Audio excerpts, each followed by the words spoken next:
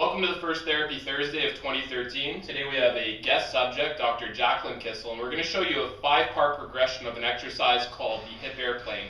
This is an excellent exercise for anybody that runs. I like it for a couple of reasons. First off, it's more functional or specific to running, being that it involves single leg stance.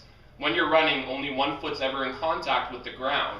Secondly, it trains the outside part of your hip, your gluteus medius, to work in what's called an eccentric fashion, which is essentially the same way it should work while you're running.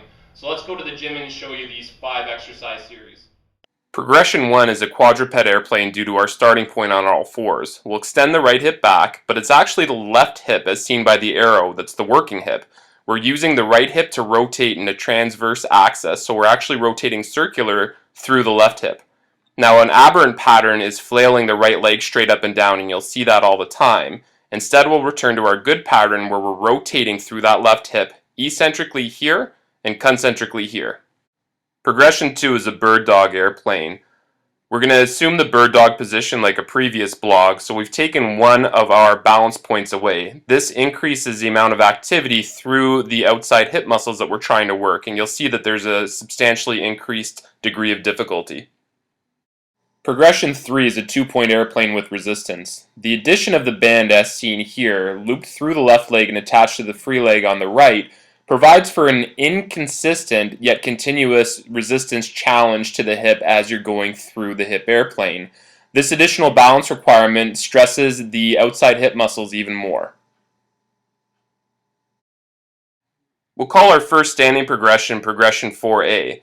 We typically use this as a screening tool for the full hip airplane. You'll see by taking all balance points away but one, it makes this exercise a lot more difficult. However, you can still hold on to make this exercise assisted and groove the correct motor pattern.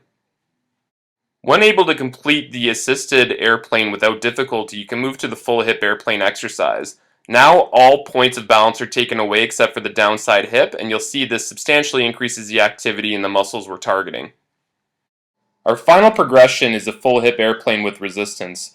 We're going to attach the TheraBand directly through the downside leg, in this case the left leg, and attach it firmly to the right leg or the free leg.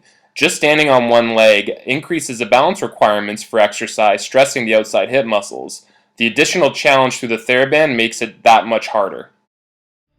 So that was a progression of the hip airplane exercise. It's an excellent exercise for anybody that runs, and as a therapist, we tend to use it as a bit of a band-aid for any sort of running-induced injury in and around the hip and even the lumbopelvic region.